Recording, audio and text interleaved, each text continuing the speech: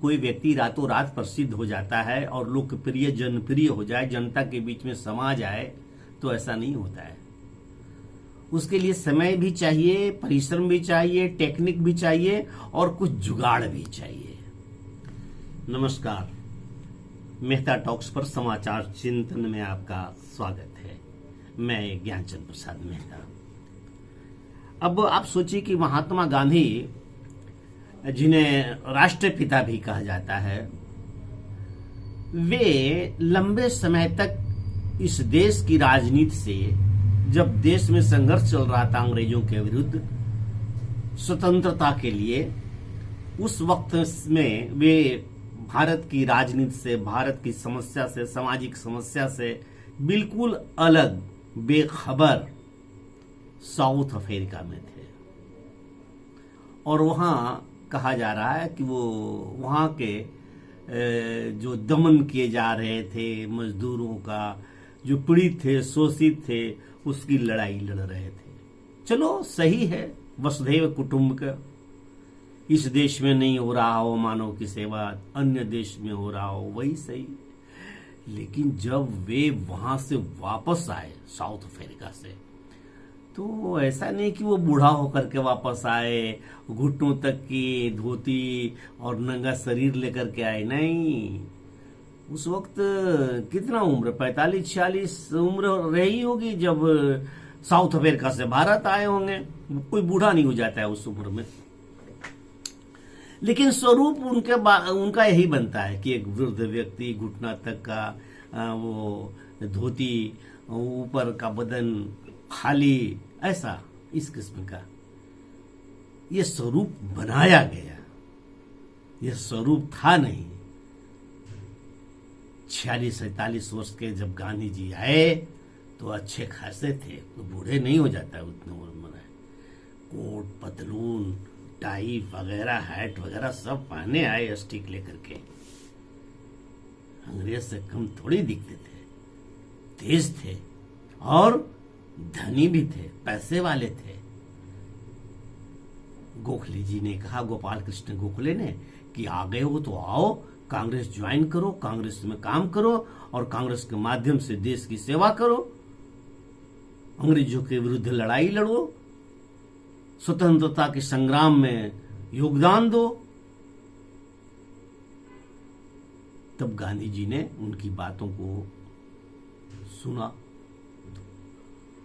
और इस आंदोलन में, स्वतंत्रता की लड़ाई में कूदने के पहले उन्होंने भारतीय समाज का अध्ययन किया।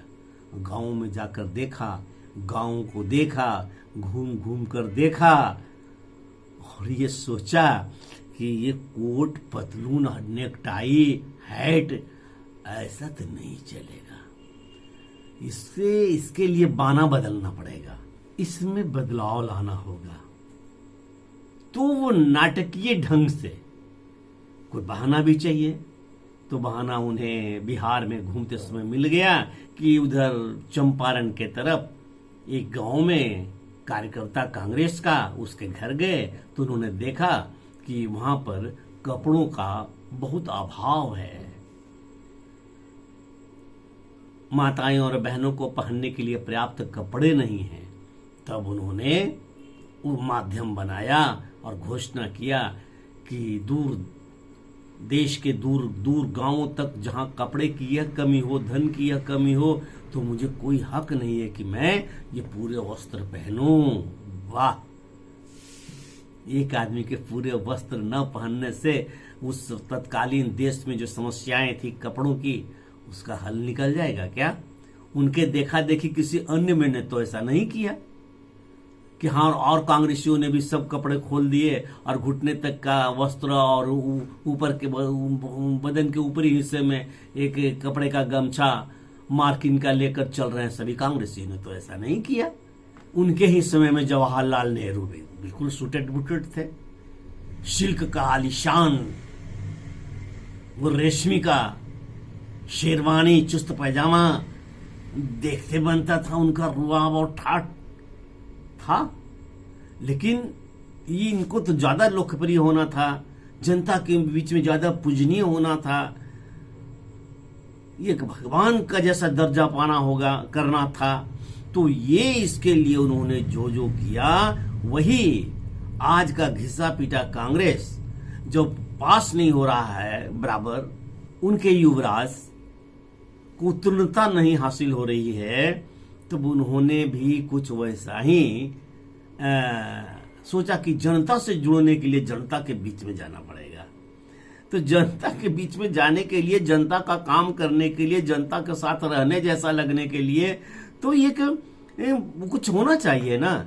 ऐसे ही थोड़ी तो हो जाता है कि हम एक पल के लिए वो शूट कराएं, उसमें हजारों रुपया खर्चा हो जाए और फिर कल से वही ओरिजिनल है उस पर उतर आएंगे, तो ये असर नहीं छोड़ता है जनता पर। जनता पर असर वही छूटता है जो स्वाभाविक रूप से हो गया हुआ होता है। और फिर काट कहाड़िया कितना चलेगा? जो एक बार था महात्मा गांधी ने कर लिया, फिर आप कीजिएगा तो फिर थोड़ी ये हमेशा वही ट्रिक सफल होगा।